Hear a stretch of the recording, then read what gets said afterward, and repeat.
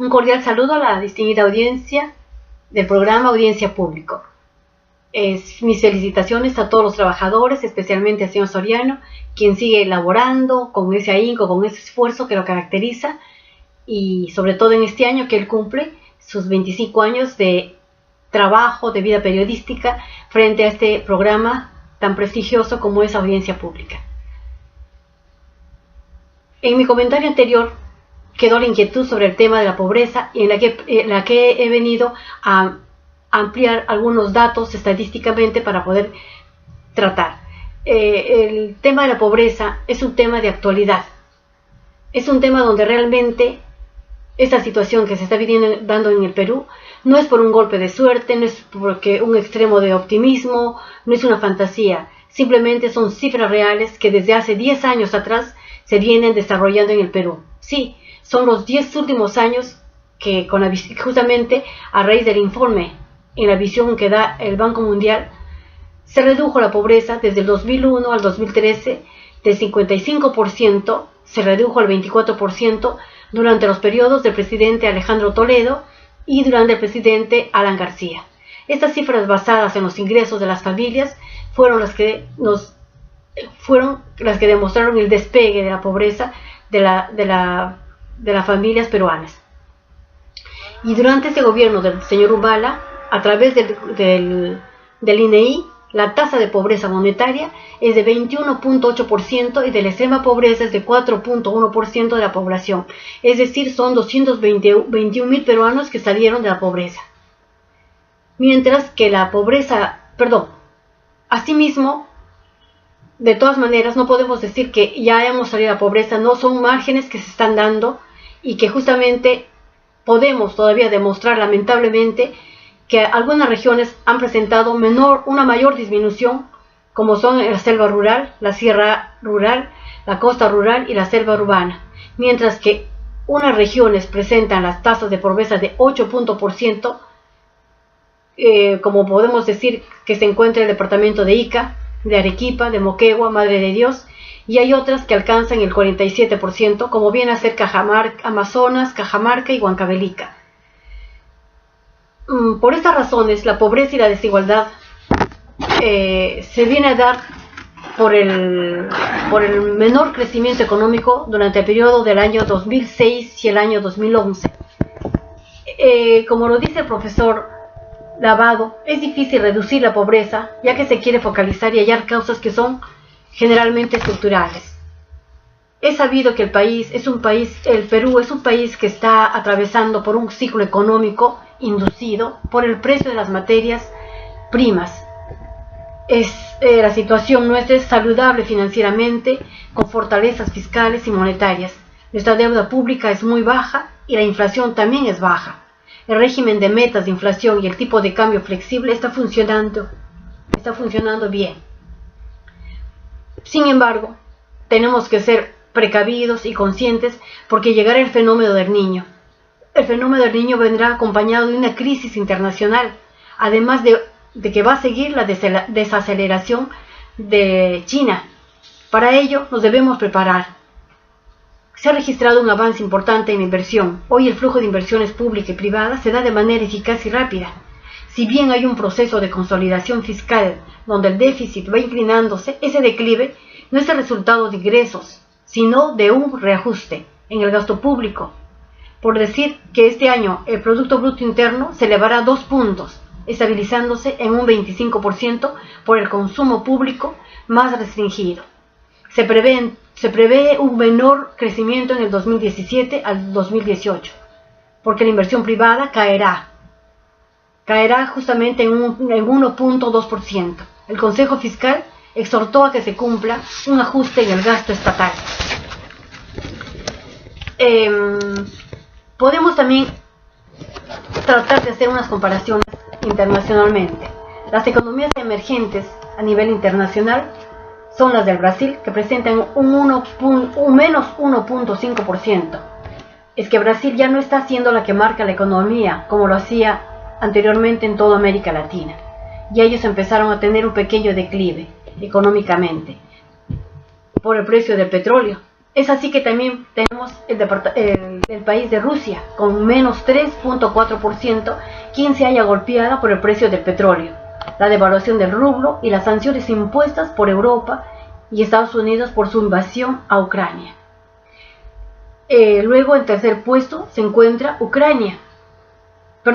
la India, con 7.5%. Es un país en donde se registra una poca o casi nada de dependencia de China, pues solo el 5% de sus exportaciones van a China.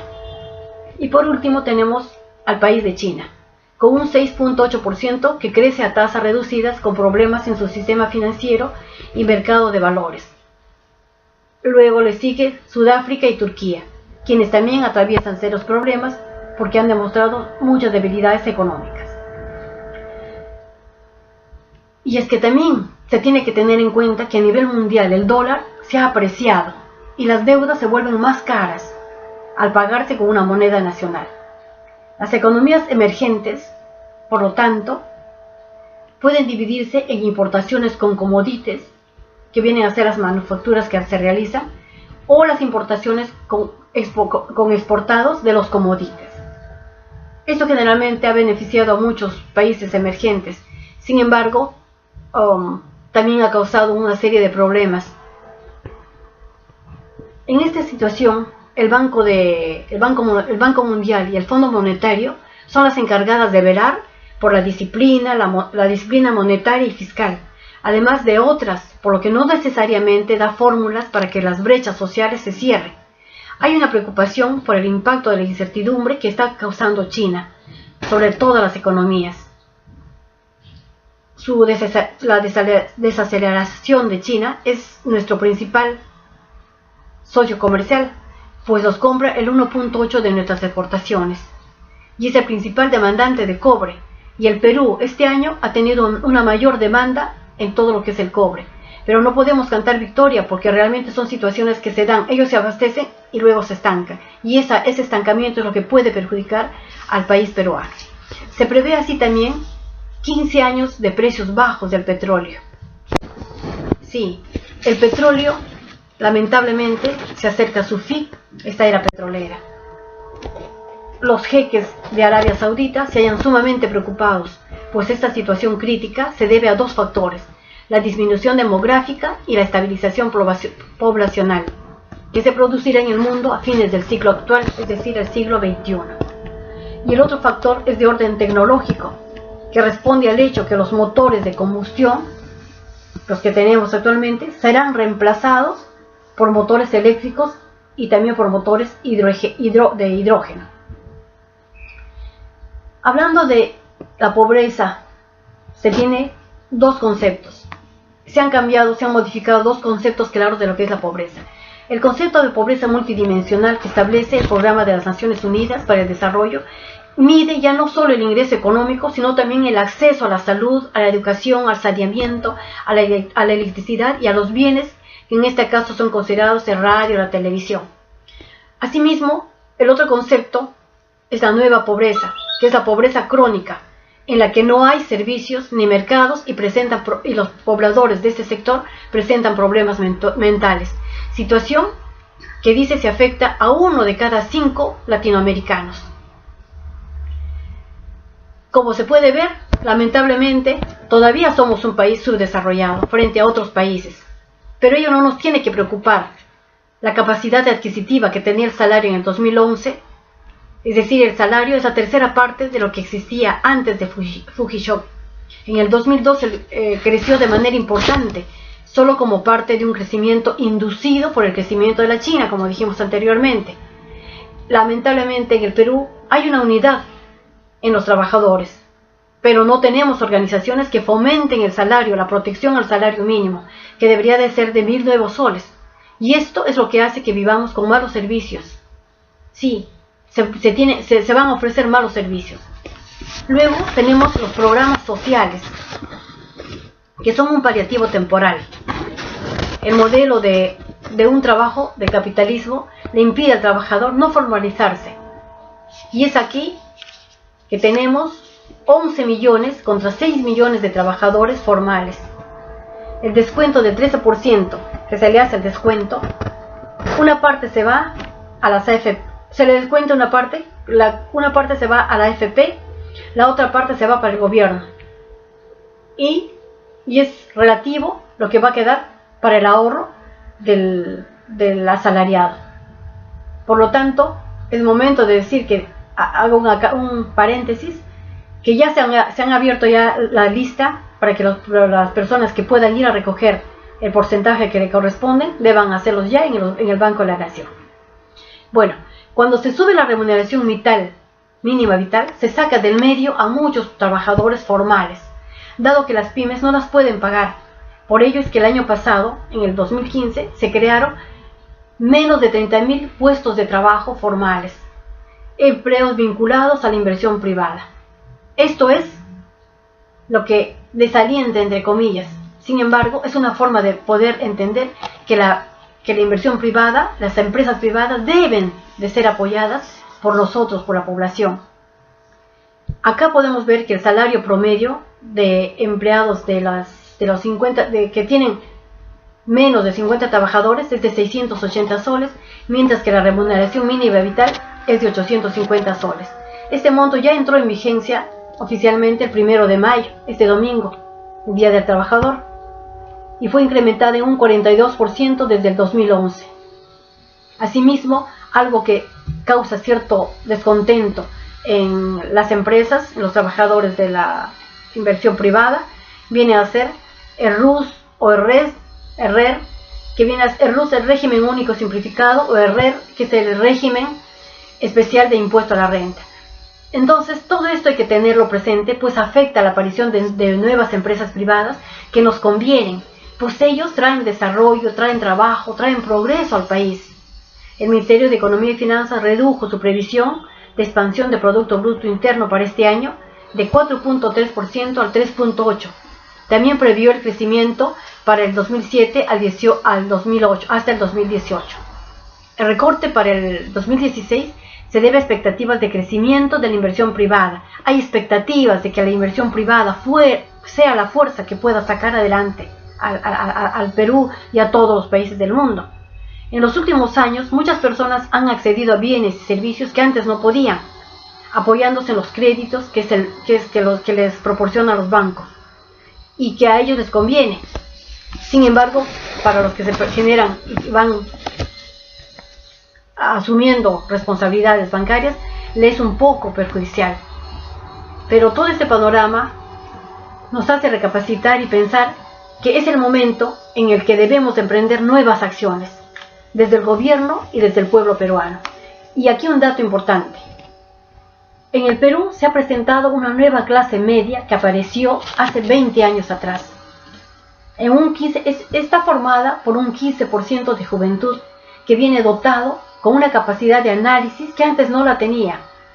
Esta gente incorpora en su proceso de decisión muchas consideraciones, como ser una persona selectiva, ser una persona educada, ser una persona más exigente en el momento de elegir su compra, en el momento de elegir, incluso en este momento de la votación, de elegir a sus votantes.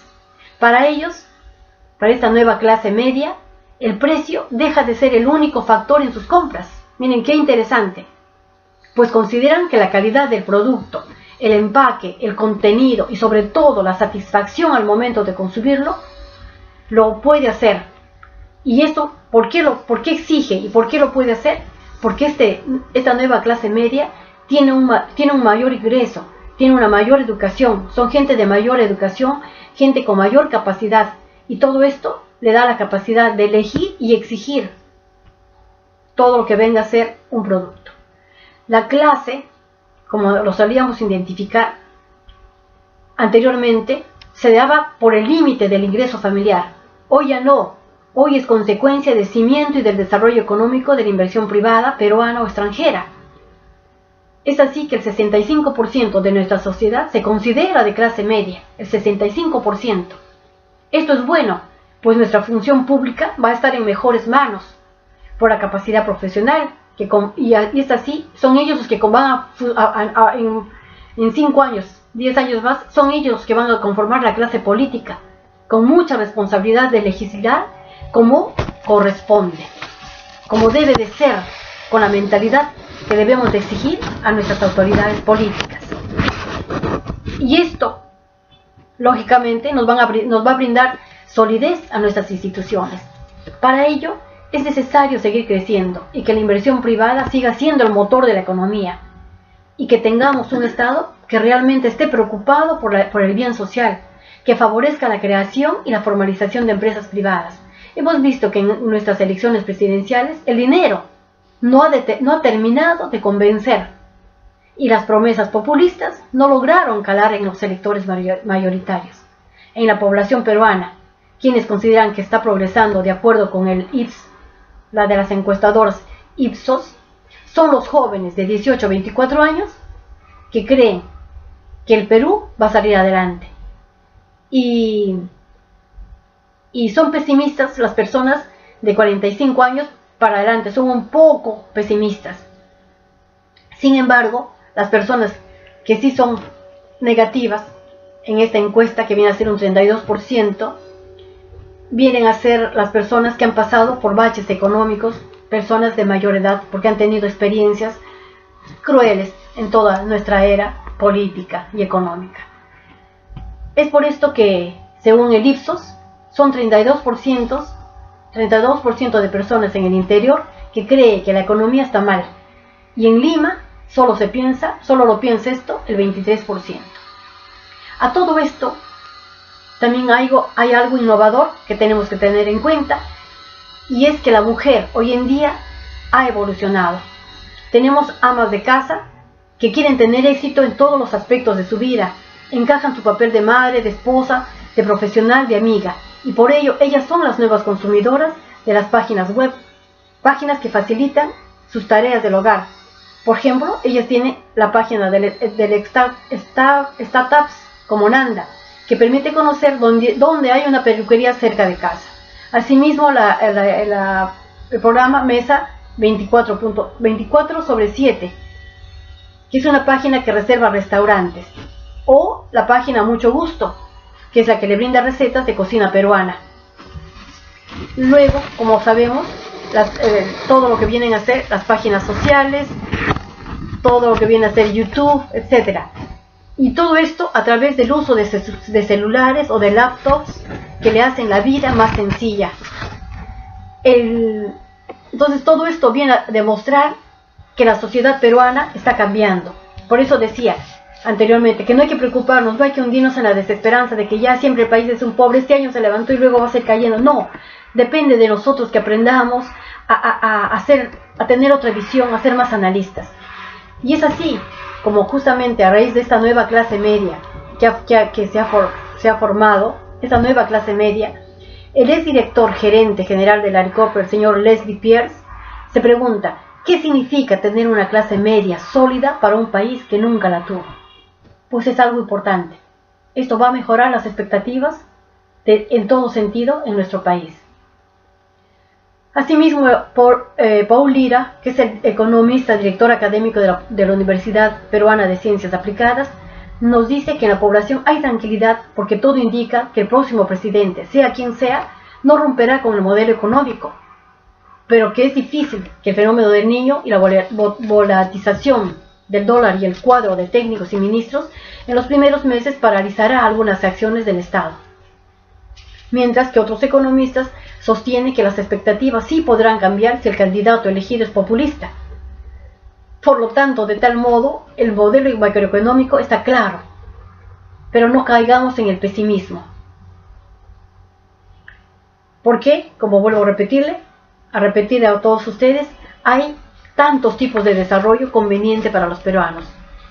Por ejemplo, como siempre lo estamos observando, viendo, es el caso de los cultivos de cacao, es decir, fomentar la formación de las empresas privadas, y como es el caso de poder trabajar con los cultivos de café y de cacao. Se ha demostrado que se ha obtenido muy buenos resultados en los departamentos de San Martín, primer puesto, segundo puesto en Oxapampa, tercer puesto Pasco, cuarto puesto Tingo María y quinto puesto Tarapoto. Países que están en las cuencas del río Ene y en el valle de Apurímac, que es el Brae, son las personas que pueden usar a través de los medios agrícolas e industrializar los cultivos de cacao y el café. Asimismo, debo decir que desde 1994 se impulsa la responsabilidad social empresarial en nuestro país. No son una solución a la problemática educativa, pero sí son semillas de progreso y esperanza.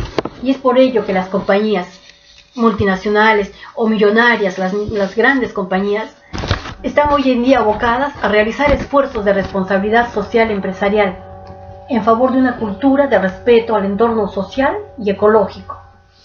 Los programas, y es así como se implementan ellos implementan diversos programas de voluntariado corporativo que benefician a las terceras partes que participan, a las tres partes que participan, es decir, la comunidad, la empresa y los colaboradores, que son los colaboradores voluntarios. Esta práctica tiene un avance positivo, como lo se ha demostrado en los resultados que voy a nombrar. Uno de los más importantes es de Lindley, que es la embotelladora de Coca-Cola, que ofrece programas de capacitación a 42.000 bodegueros. Hace 12 años atrás, ellos vienen dando este tipo de capacitación a 42.000 bodegueros hasta el momento. Asimismo, este año, hace 2 años, han incursionado apoyando e instruyendo a las mujeres en general para que asistan a una escuela de desarrollo de negocios que se encuentra en Pucusana. El curso es gratuito y las capacitan para que ellas tengan un negocio, una empresa, les hacen tener otra perspectiva de vida, para que ellos tengan algo que les sirva para superarse, mantener a su familia y ser ellas mejores personas. También tenemos el caso de la ABB, líder en soluciones eléctricas y automatización. Esta empresa apuesta por promover la investigación. Miren qué importante, la investigación y el desarrollo de tecnologías en el sector energético, creando el CITE, que viene a ser el Centro de Innovación Tecnológica. Ellos capacitan a los estudiantes universitarios de ingeniería en novedades tecnológicas. Asimismo tenemos el caso de la Corporación Ferreiros, que ha creado el Club de Operadores de Equipo Pesado. Club de Operadores del Equipo Pesado. Ellos dan cursos gratuitos en todo el país para poder capacitar a cuantos jóvenes que en vez de estar a veces perdiendo el tiempo, ¿no?, formando grupos de pandillas, no estudiando, en fin, situaciones graves, deben de participar en este club de operadores de equipo pesado. También tenemos a otra empresa que es la Fundación Romero, muy conocida, que es la que brinda una educación gratuita en su campus virtual. Está ofreciendo a través de internet clases donde dictan planes de negocios, de marketing, planes de administración de restaurantes, todo esto para poder ayudar a la gente, al pueblo, a la comunidad. No se queda atrás la Fundación Telefónica, que hace 29 años contribuyen apoyando a la educación, la cultura y el deporte, con sus escuelas públicas, posibilitando que los docentes adquieran un dominio básico de las herramientas digitales. También tenemos a la línea LAN, que es una línea aérea, que en estos últimos 4 años está donando 3.500 pasajes a personas de escasos recursos. Y estos tienen que estar justificados porque son tratamientos médicos de urgencia para la capital o el exterior. Es decir, están donando 900 pasajes al año. Por lo tanto, también, aparte de eso, ellos también están donando y reciclando 6.000 útiles escolares y 8.300 frazadas, por decir, entre lo que están donando. Como vuelvo a decir, he querido dar una visión a los huaruqueños, a los peruanos en general, de que la situación económica se tiene que impulsar con la empresa privada. Es la empresa privada la que va a poder sacarnos de la pobreza, porque ahí se dan fuentes de trabajo y como les he demostrado, estas empresas también dan su aporte a la comunidad. Por lo tanto, repetimos que cuando hablamos de pobreza, hay 2 factores determinantes que determinan, ¿no?, el crecimiento económico y la reducción de la desigualdad, que es una tarea consciente de nosotros y de la población. Y la desigualdad se va a dar, se va a romper esa desigualdad justamente porque se está capacitando a nuestra gente y se va a poder conseguir un mejor ser humano, un mejor ser peruano que puede estar con herramientas para poder afrontar situaciones adversas de la vida. Por lo tanto, saldremos de la pobreza si el Estado promueve estas políticas de largo y corto plazo. No se puede erradicar totalmente, lógicamente. La pobreza jamás se va a erradicar, tengamos eso presente. La pobreza solamente se limita hasta un cierto nivel. Sí, y esto es importante que lo sepamos, pues hasta los países más desarrollados del mundo tienen un margen de gente pobre. Por ejemplo, Estados Unidos, a pesar que es un país próspero, es una de las principales naciones, la principal nación mundial, tiene un 14% de gente pobre. Lo mismo en España, un país europeo con tantas riquezas, tantas maravillas y con tanta experiencia de vida, tiene un 20% de gente que es pobre. Entonces todo esto nos demuestra que la desigualdad existe en todos los países.